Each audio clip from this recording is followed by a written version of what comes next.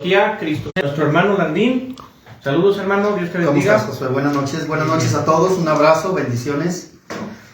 Muy bien, entonces vamos a seguir, vamos a continuar con esta soteriología, donde el único propósito que tenemos, hermanos, como les hemos dicho, es que todos ustedes que ya conocen de Cristo, que leen la Biblia, conocen del Señor, pues sepan que no nada más hay dos soteriologías, las de siempre, que están basadas en el humanismo, están basados en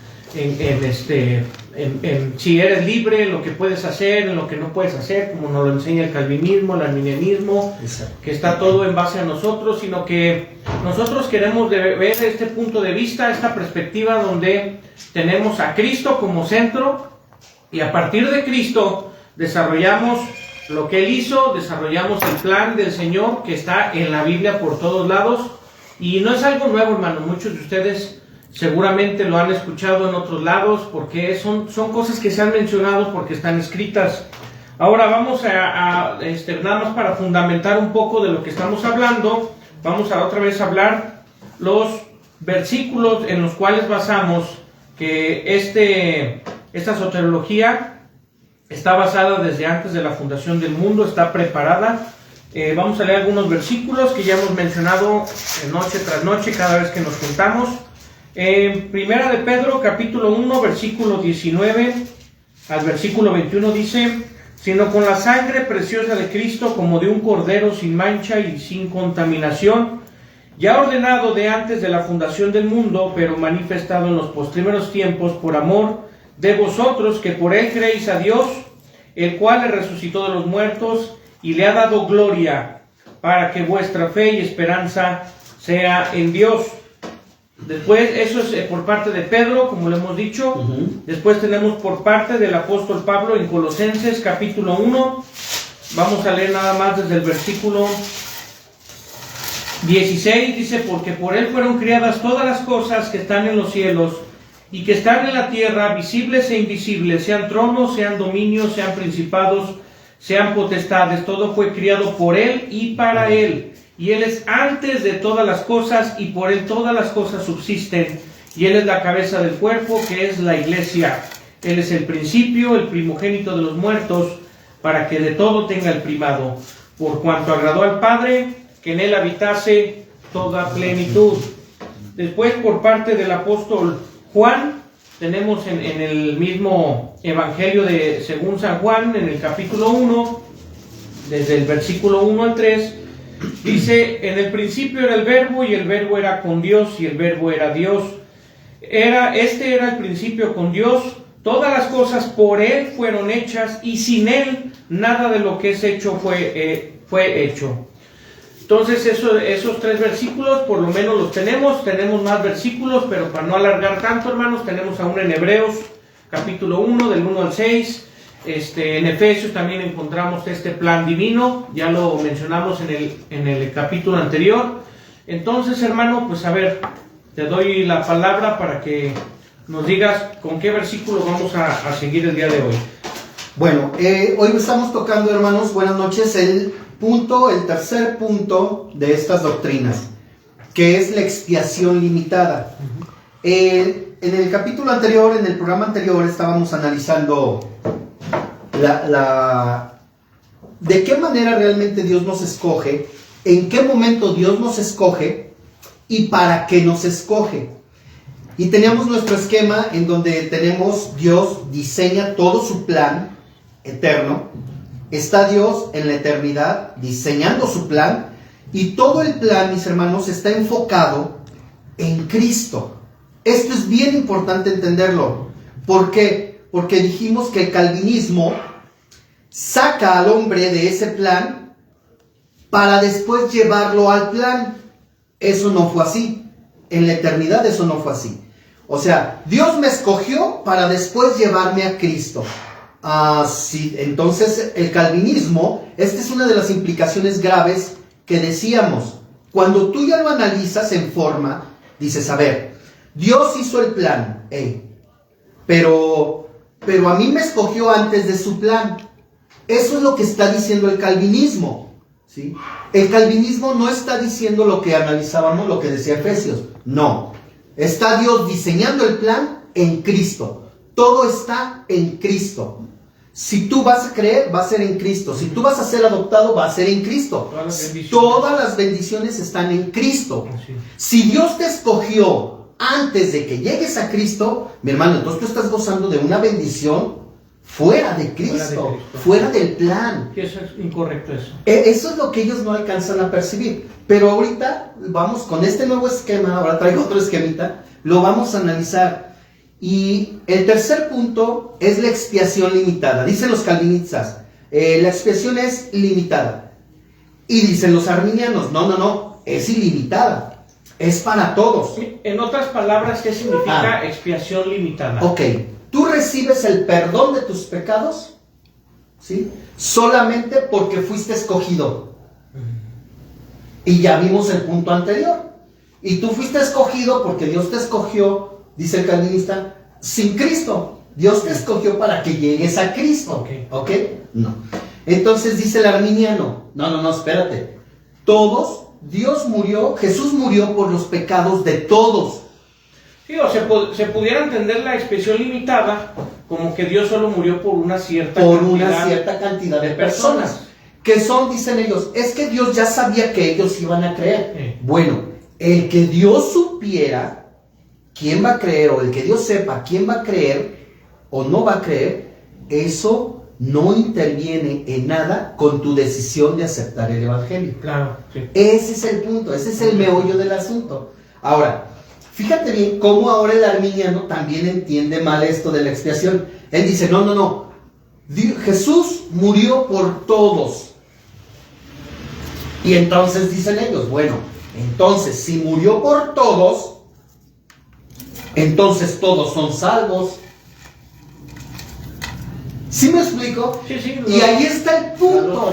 Los dos están entendiendo mal este punto. ¿Por qué? Porque el hecho de que Jesús haya muerto por todos no quiere decir que está salvando a todos.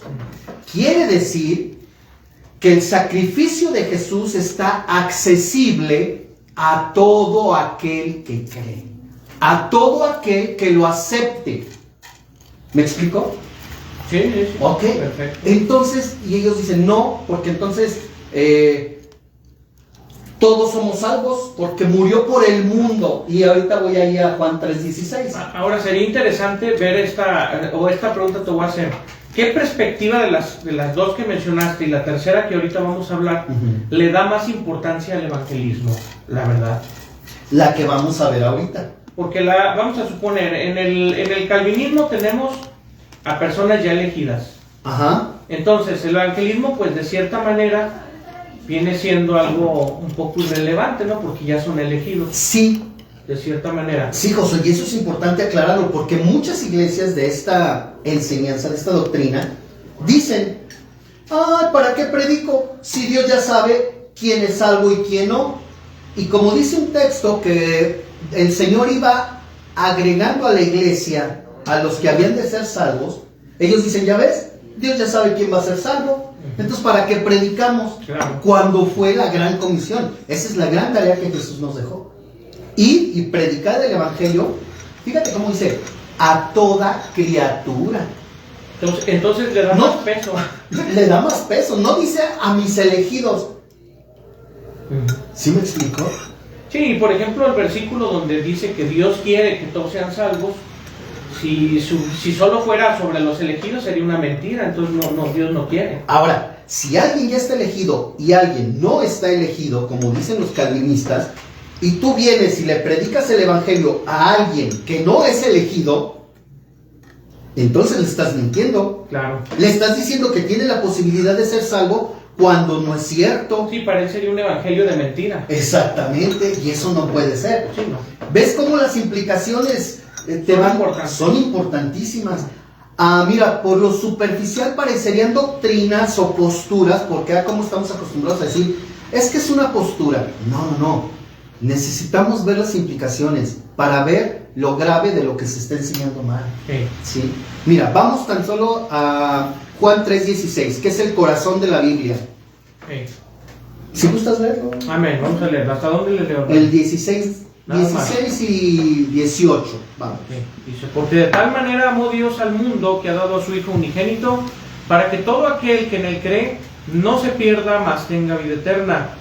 Dice el 18, el que en él cree no es condenado, mas el que no cree ya es condenado porque no creyó en el nombre del unigénito Hijo de Dios. Muy bien.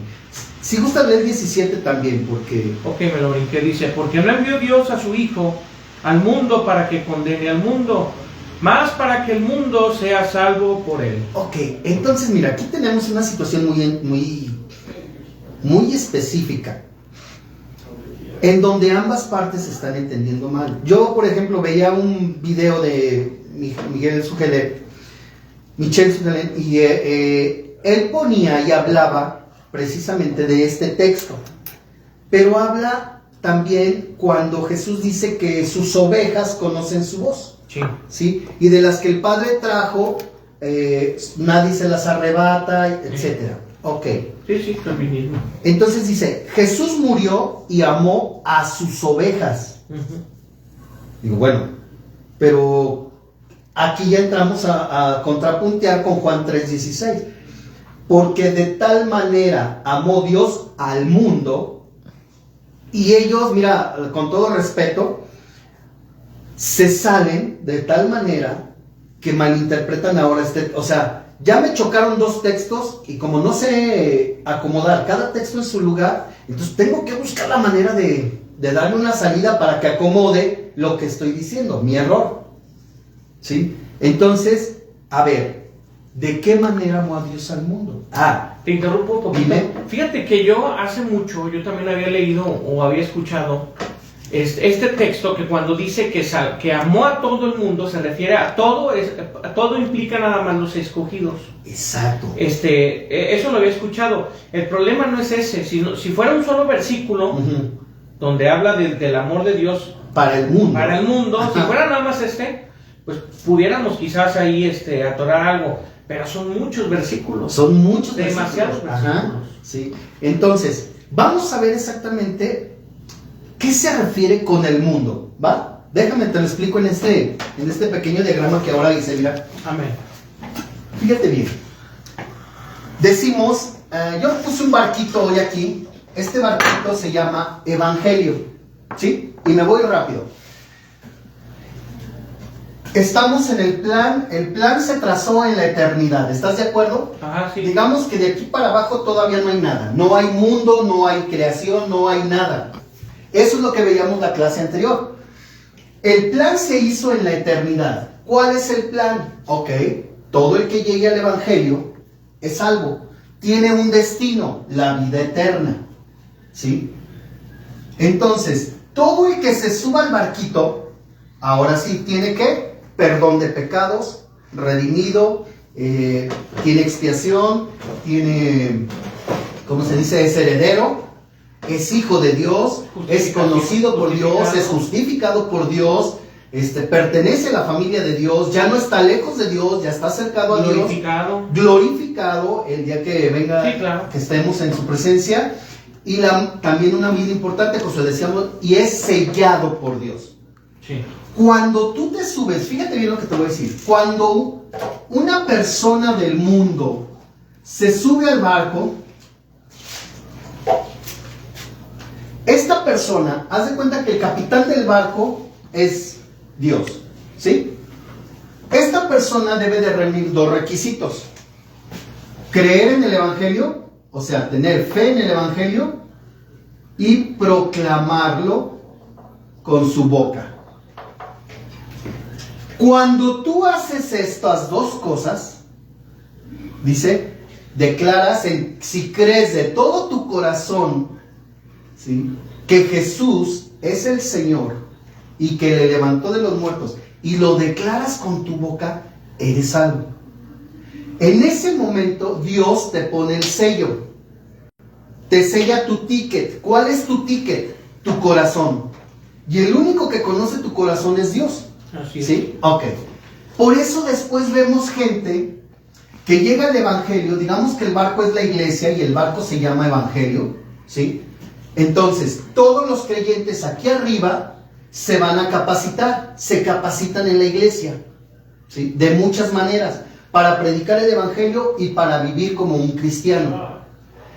Si una persona, y después de aquí son enviados al mundo a predicar el evangelio, invitamos al mundo a que vengan al evangelio y sean salvos, ¿sí? Ok. Hasta aquí vemos que la Biblia habla, Pedro habla de unos que sí creyeron al evangelio y obedecieron. Y tenemos el otro grupo, los que no creyeron y no obedecieron, ¿sí? O sea, pero yo te voy a decir, Josué, todo el mundo, y aquí sí hablo del mundo de personas, todo el mundo es invitado. Dime a quién no se le invitó. Y tenemos evangelios, pasajes en los evangelios donde Jesús dice: vayan, fórcenlos a entrar, tengo preparadas unas bodas, tráiganlos, invítenlos. Y dice, uno dijo, no, compré unas tierras, otro dijo, tengo que ir a enterrar a mi padre, tengo que hacer esto, tengo negocios, y no, dice el evangelio, no quisieron venir. Sí, no. ¿Ok? Bueno.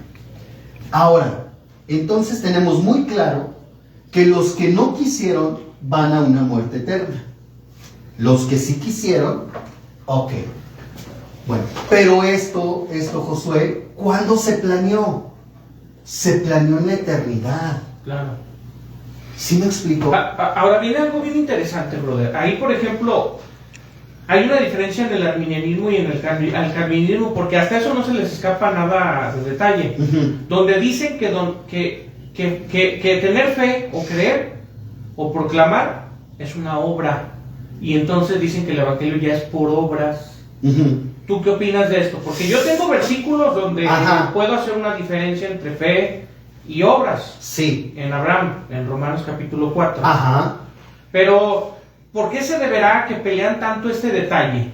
O sea, ¿a qué se debe que yo tengo que alegar de que en el momento que yo puse fe, entonces ya es una obra? No, mira. Es que es porque estamos tan habituados al lenguaje, a expresarnos mal, pero te lo voy a explicar rápido. La fe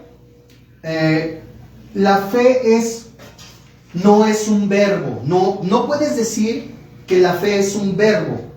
¿Por qué? Porque no es un verbo. No es una obra, perdón. No, porque no es un verbo, no es una acción. La fe es un sustantivo. ¿Sí? Es un sustantivo abstracto. La fe es una idea. Es como el amor. El amor es una idea. No puedes decir amar es el verbo, pero amor no es un verbo. ¿Me explico? Sí. Bueno, la fe es un sustantivo abstracto. La honestidad no es un verbo. Aunque tú digas, esa persona es muy honesta, el verbo no es honesto, el verbo es. Sí, el ser. Ok, la fe es un sustantivo abstracto. Sí. La fe es un sustantivo que te marca una idea. Fe es una idea, es un concepto. ¿Sí? Entonces, ¿cuál es esta idea o cuál es ese concepto? Ese concepto es el evangelio, la obra de Cristo. Ahora, cuando tú tienes fe, ya estás implicando ahora sí un verbo. Estás diciendo que estás aceptando todo esto, mira, toda esta idea, todo este concepto. ¿Sí me explico?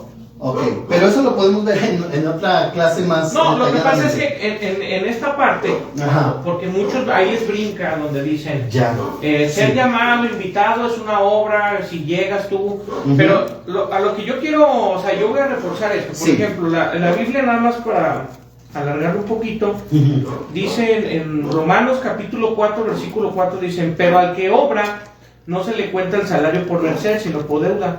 Mas al que no obra, pero cree en aquel que justifica al impío, la fe le es contada por justicia. Sí. Está diciendo la diferencia entre obrar y poner fe o creer. Ajá.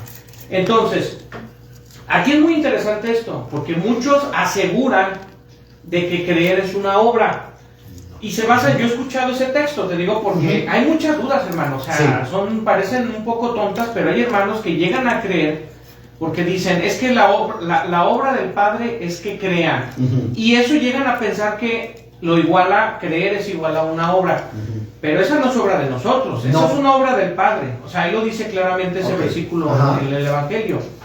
Entonces, esto pone a muchos hermanos a pensar que si ellos no son calvinistas y aceptan que ellos aceptaron, obedecieron al Evangelio, entonces ya obraron y ya no fue por gracia.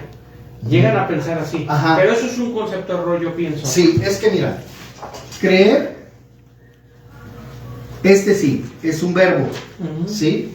Ok, pero ¿creer en qué? ¿Sí me explicó? Sí, tiene que haber una promesa para creer en algo. Exactamente. Y la promesa la pone el Señor. Exactamente, entonces, fíjate bien, lo que pasa es que se confunden porque llegan a Santiago y Santiago explica que la fe sin obras es muerta. Claro. Pero hay que entender lo que está hablando Santiago. Sí, eso es un concepto. Santiago está llevando a la acción esa fe. Claro. Porque si nos vamos al de la cruz, ¿en qué momento le dijo Jesús, bájate de la cruz y haz una obra? Y como para comprobar lo que había creído. Bájate y bautízate, bájate y ayuda. O sea, no, es más, bájate y ama a alguien. No, el de la cruz ya no tuvo opción. Lo único que le quedó fue creer. Ahora, ¿en qué creyó? Creyó en todo el concepto del Evangelio, lo que significa el Evangelio. Él creyó o abrazó el Evangelio. Por eso ya después decimos, es que abrazó la fe. O sea, todo lo que implica el Evangelio, todo lo que implica la fe en el Evangelio, la confianza en el Evangelio. Así es. ¿Sí me explico? Pero no. Entonces no hay ninguna obra cuando Dios te invita al Evangelio, tú pones tu fe o tú proclamas. Es un reflejo nada más de lo que has creído. Exactamente, de corazón. Exactamente. Pero no es una obra. No es una obra. Hasta ahí no es una obra. Es un concepto. Claro. Estás aceptando un concepto. Las promesas, la vida eterna, al Salvador. Sí. Entonces, por aceptar este concepto, esta idea, ¿sí? La obra de Jesucristo, eso es lo que te hace ser salvo. Así es. ¿Sí? Ahora, vamos a otra implicación. Entonces, ellos dicen, no, es que no murió por todo el mundo, porque si no, todo el mundo sería salvo. Es que en ese sentido no está diciendo, ese no es el sentido de morir por todo el mundo. El sentido de morir por todo el mundo es que todos los seres humanos tienen la oportunidad de ser salvos. Y es real. Y es real. Ahora, te voy a decir una implicación muy grave. Si nada más ellos entonces tienen los que Dios ya escogió, fuera del plan divino, lo que analizábamos, los que Dios ya escogió, entonces ¿para qué le predicas a estos que no van a creer? Entonces, no van a creer, ¿por qué? Por ellos, es que esta es la disyuntiva, mira. El calvinista dice, no, es que él no creyó por su responsabilidad. No, es que tú ya antes me dijiste que él no creyó porque Dios no lo escogió. No, pero es darle vuelta al calvinismo. Es darle vuelta al calvinismo. Porque ellos mismos aceptan la doble predestinación. Exactamente. Entonces, están hechos para salvación y para muerte. Por un lado me dices que ellos no van a creer porque no son elegidos. Y por otro lado me dices que ellos son culpables de condenarse, de no haber creído. Ahora, que es muy interesante, porque es real que hay gente que rechaza el Evangelio y no quiere creer nunca, eso es cierto. Pero lo hacen en su libertad. En su libertad. No es una elección predestinada. No. Por eso volvemos al punto. Exactamente. A todos se les invitó, a todos se les dijo. Por eso la importancia de predicar el Evangelio. O sea, imagínate. Todos estábamos o estamos, digamos, todos estamos condenados a muerte. Todos vamos aquí. Sí. Es cierto eso. Todos. Sí, naturalmente. Pero dijo Dios, a ver, yo vengo y les hago la invitación precisamente para que no lleguen aquí. Antes de que tú mueras, Luis, quiero que no llegues a la muerte eterna. Te quiero salvar. Estás condenado, estás sentenciado. Y tú no lo sabes. Entonces, cuando tú le predicas el evangelio a alguien, que dicen los calvinistas, ese ya está condenado, ya está elegido para condenación, ¿cómo le vas a explicar el plan de salvación? Si en él no va a tener efecto. O sea, le estás diciendo mentiras. Sí, es contradictorio. Es contradictorio. ¿Sí? Entonces, y en el otro sentido, los arminianos creen que Dios, si murió por todos, entonces todos son salvos. No. Ya depende de la salvación de si pecas, de si estás bien. Exactamente, entonces en ese sentido la expiación, por eso dicen expiación limitada o ilimitada. Pero la verdad es que ni uno, volvemos al punto, ni uno ni otro la está entendiendo como es. ¿Sí me explico? A ver. Así es, pues bueno, hay un versículo que les gusta mucho a los calvinistas. Ajá. Que está en Romanos, pero no sé si tengas algo de conclusión para esto. Donde es muy interesante que no leemos el contexto naturalmente. Ajá. Y lo llegamos a creer. Pero bueno, aquí lo podemos poner en dos etapas porque pone dos ejemplos. Uno lo pone en Moisés, okay, y otro en Jacob. Ajá. Y Esaú. Uh-huh. ¿Qué te parece si tú explicas uno y yo explico otro? No sé, ¿qué te parece? A ver. Pero vamos a leerlo. Este versículo, hermanos, mis hermanos, yo creo que muchos los hemos leído y muchas veces los hemos malentendido, todo por no leer el contexto. Es lo que la otra vez hablabas de Romanos 3:10, ajá, ¿no? Que estaba hablando de que hay justos ahí mismo en el Salmo, David, sí, decía. Sí. Y acá nos enseña como que es una depravación total, como que no hubiera nadie bueno. Uh-huh. Sin embargo, cuando lees el contexto de lo que Pablo está hablando, no se está refiriendo a cómo se enseñó la doctrina calvinista, sino se está refiriendo a puntos que pueden ser reales, pero no las implicaciones tal como las colocan.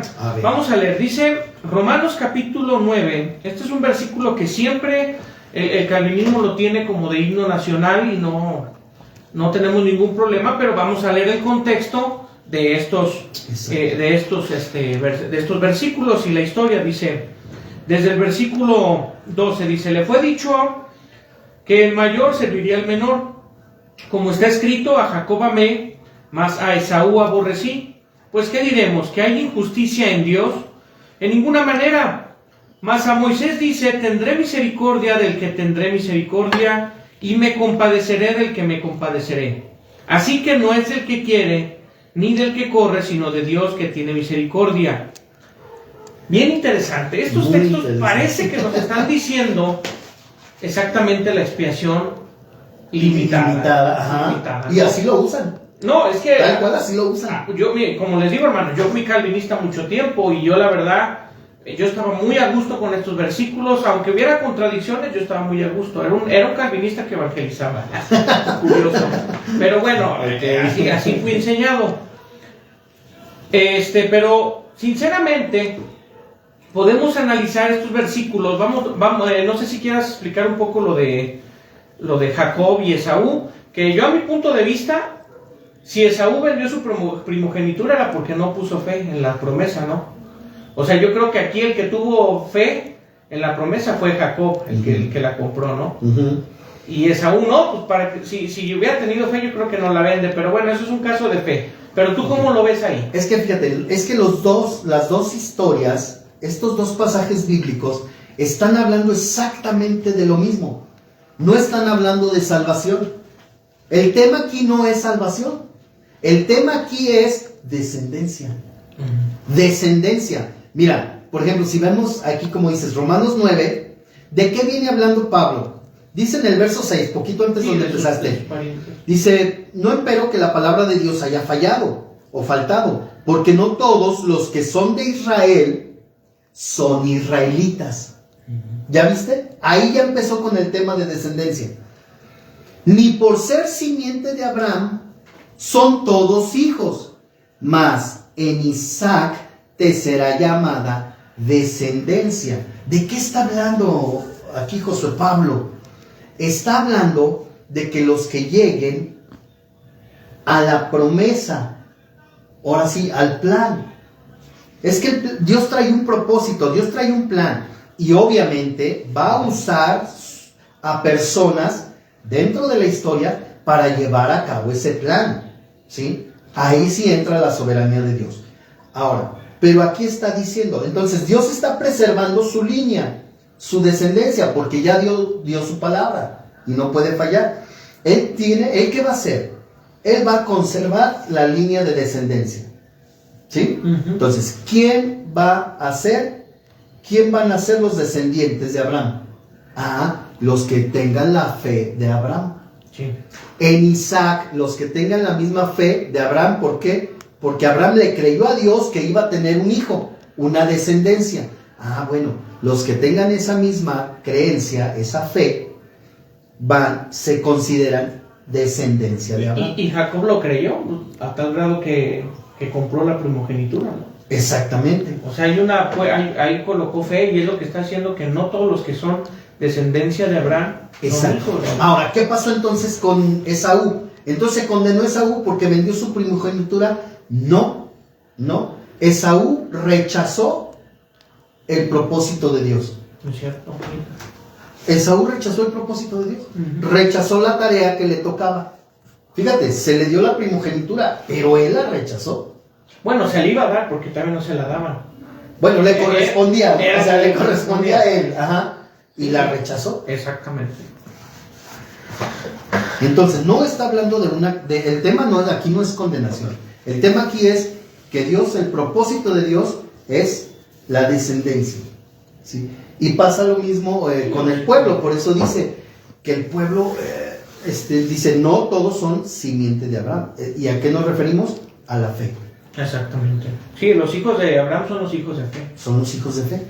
Sí. Bueno, entonces, si nos vamos a Éxodo capítulo 33, dice el versículo 13, desde el 13, dice: ahora pues, si he hallado, está hablando Moisés con Jehová.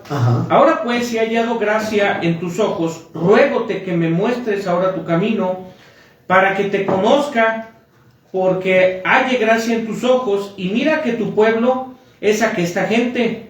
Y él dijo: mi rostro irá contigo, está hablando ahí Jehová, y te haré descansar.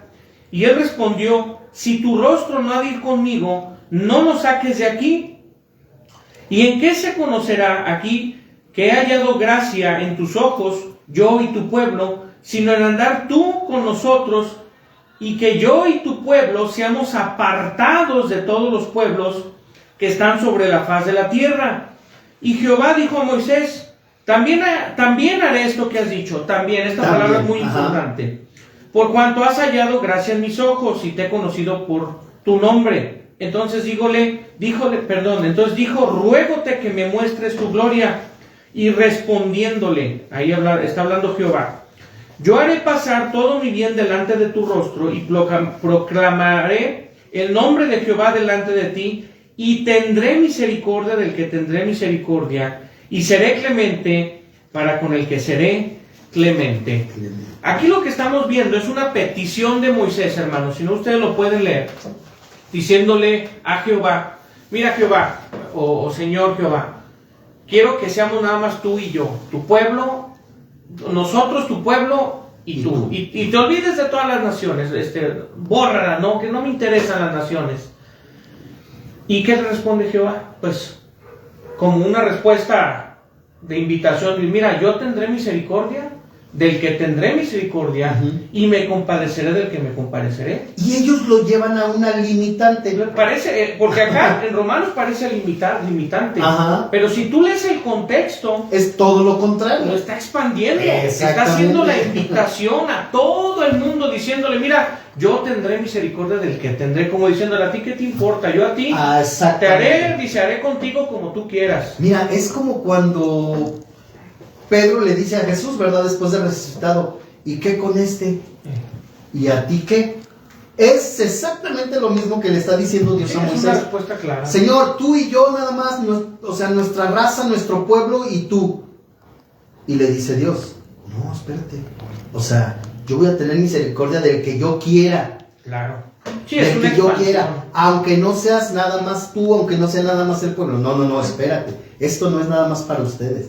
Esto es para todo el mundo. Exactamente. ¿Sí? Ahora, corroborando esto, le dijo la promesa que viene en Abraham es: en ti serán benditas todas las naciones. Ahí está la comprobación. Esa es la promesa. Esa es la promesa. No nada más el pueblo de la descendencia de Abraham, sino todas las naciones. Exactamente, por eso lo va a explicar después Pablo, ¿no? De todo el mundo hizo un solo pueblo. Sí, tanto de la línea que Judía, dejó, ajá. tanto de todos para llevarlos a la iglesia. Exactamente. Por todos. medio de la fe. Sí. Por eso ahora es bien importante entender que la iglesia, lo que decía ahorita del barquito, la cabeza de la iglesia es Cristo. Uh-huh. Sí, es Cristo. Y Cristo no tiene dos cuerpos. Así como muchos han dicho, no, es que es el pueblo judío, el pueblo de Dios, y la iglesia es como un agregado, ¿verdad? Porque como el pueblo no quiso predicar el evangelio, entonces Dios tuvo que hacer un plan emergente y constituyó a la iglesia. No es así. No es así.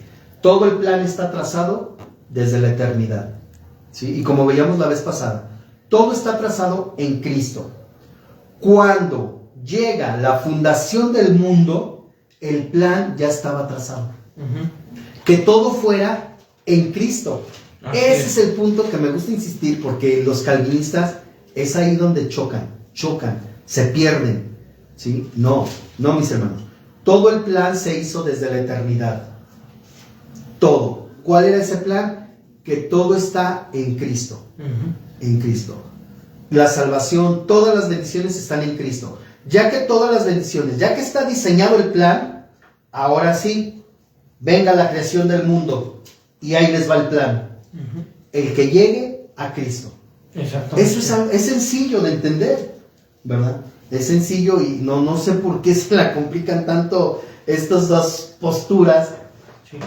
Sí. Y ya lo habías mencionado tú, este versículo que está en 2 de Pedro 3:9, ajá, donde dice: el Señor no tarda su promesa como algunos la tienen por tardanza, sino que es paciente para con nosotros, no queriendo que ninguno perezca, sino que todos procedan al arrepentimiento. Entonces, como te digo, hay una invitación amplia del Señor Jesús, de Dios, al mundo para que crean y se arrepientan, que todos procedan al arrepentimiento. Sí, claro.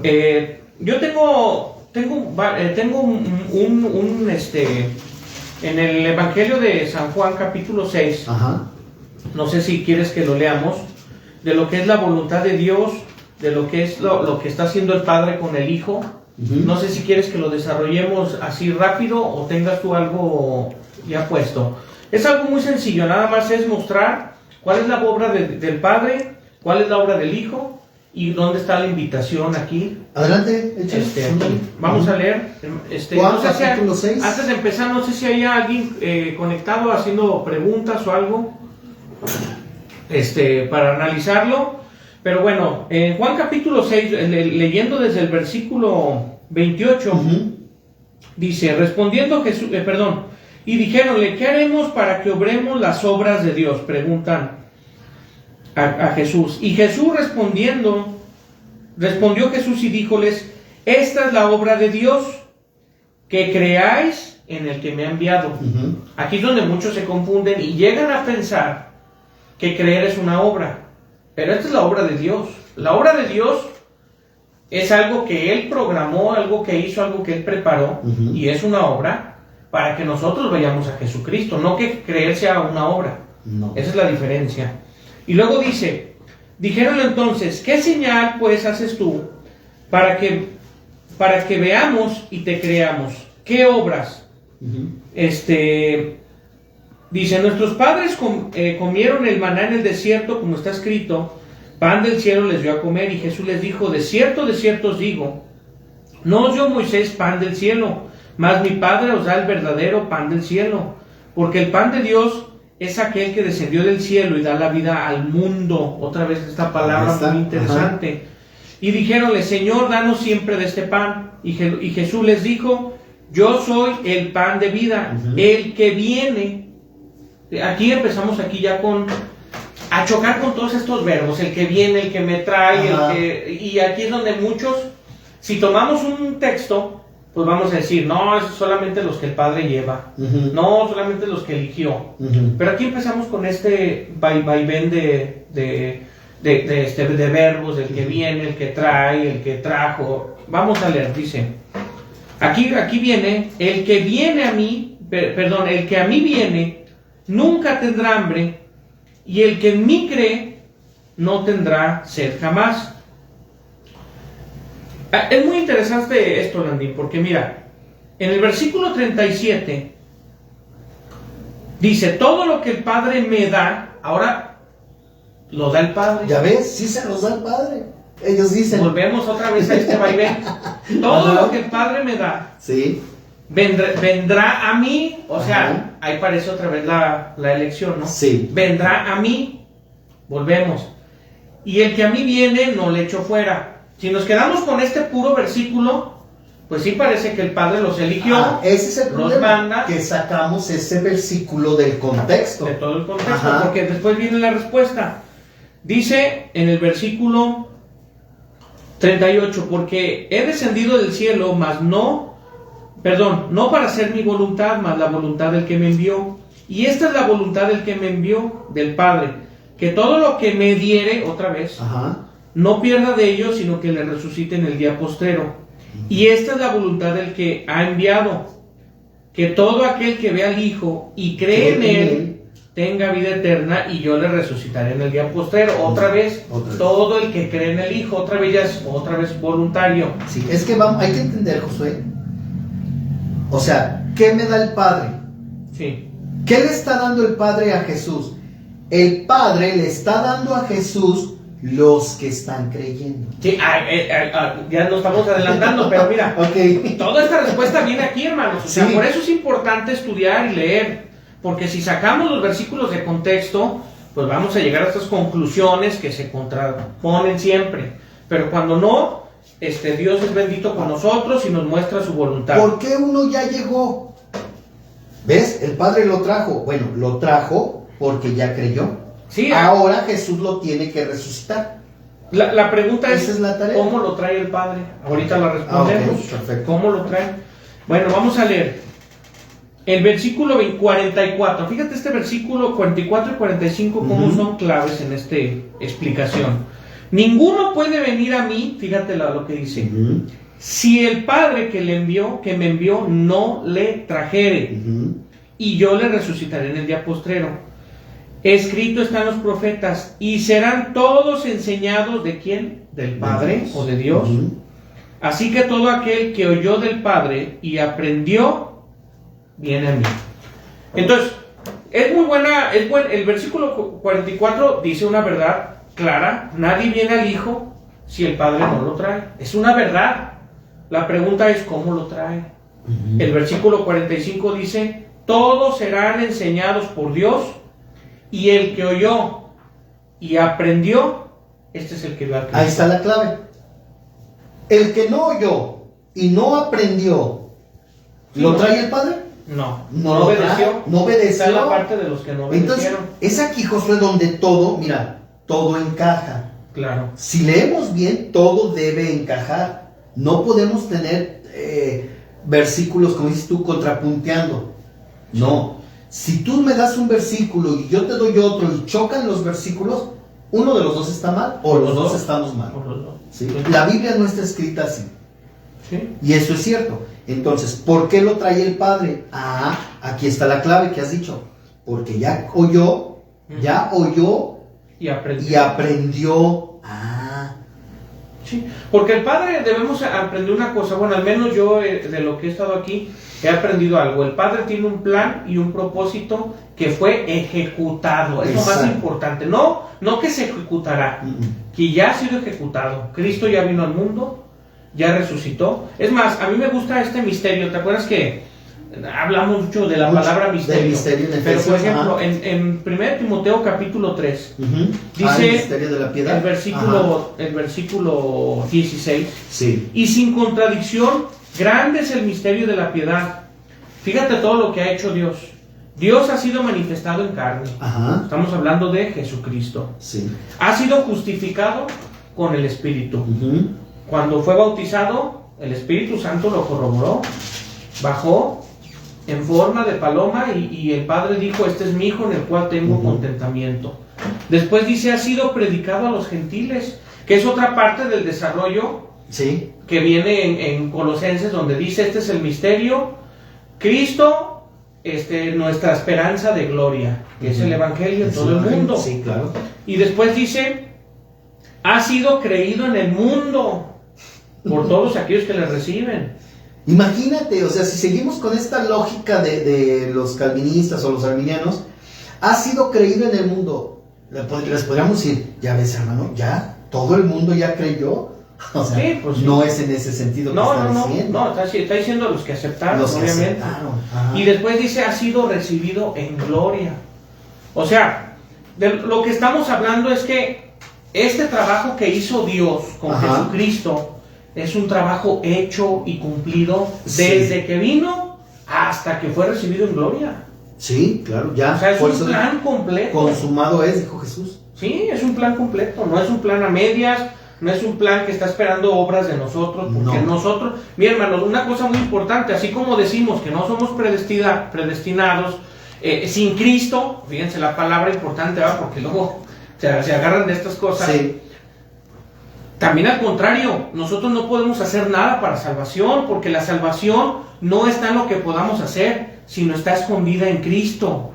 Esta bendición, el hecho de que nosotros seamos aceptados por el Señor, por Dios, y como lo hablábamos en el domingo, bueno, hay que explicarlo, pero tener entrada al lugar santísimo es por medio de Cristo. Exacto.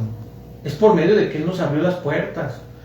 No es mérito de nosotros, es mérito de Cristo 100%, 100%. Es que esto es lo cristocéntrico, Ahora, fíjate bien, si Dios te quita como elegido, entonces ellos están diciendo que Dios te está quitando tu responsabilidad.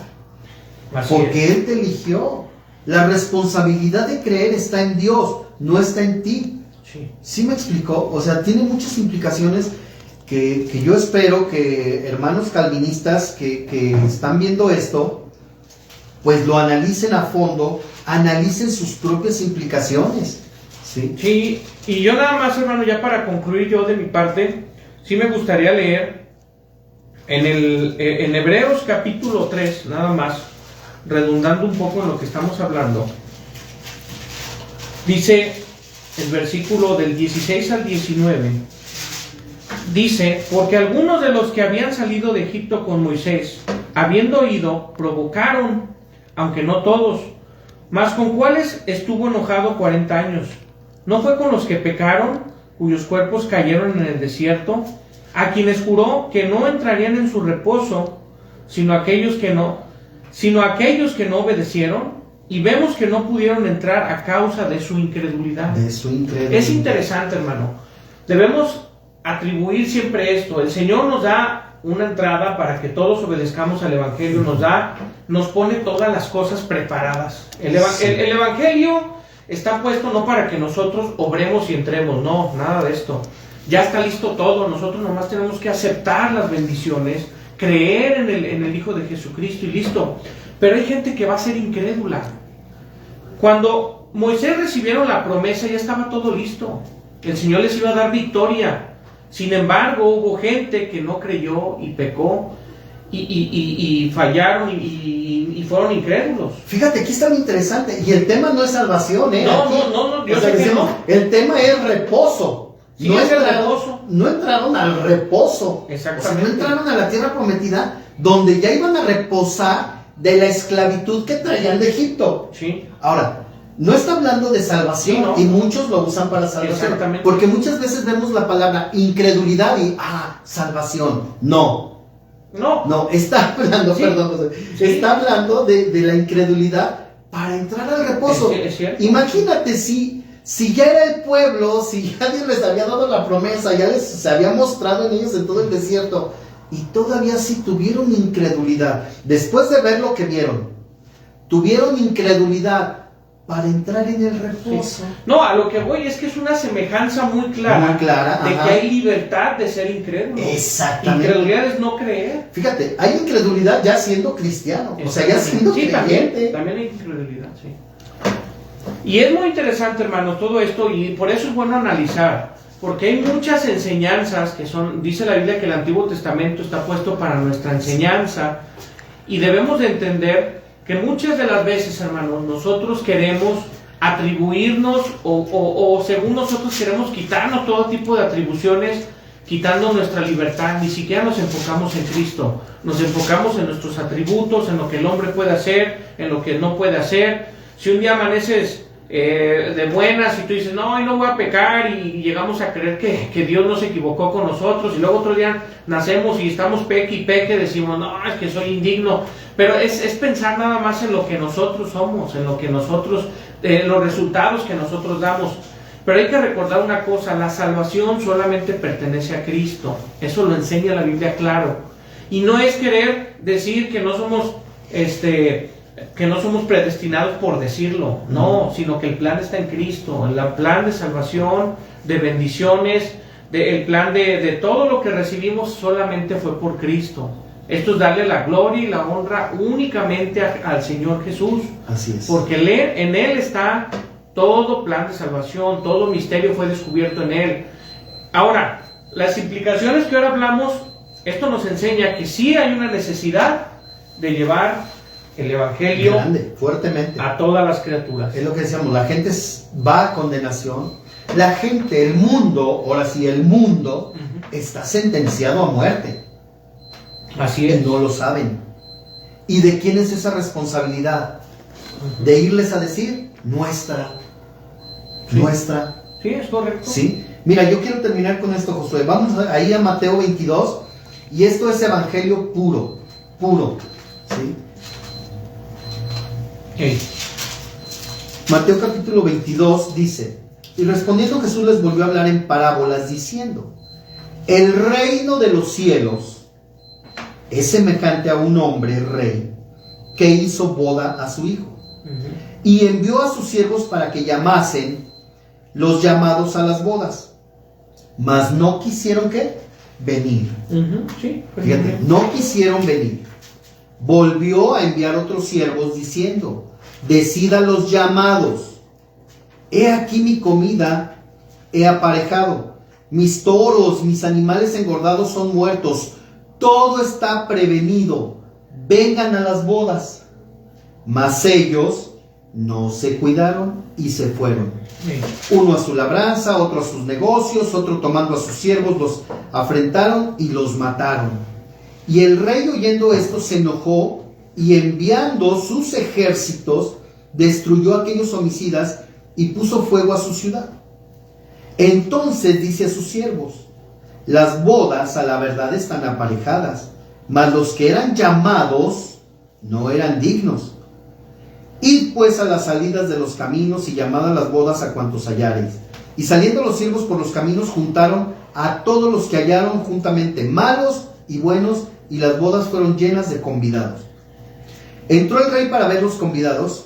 Bueno, me brinco hasta el 13, porque ahí saca uno, ¿verdad? Que no traía vestido de boda. Entonces 13, el rey dijo a los que servían atados de pies y manos, tomadle y echadle en las tinieblas de afuera, allí será el lloro y el crujir de dientes.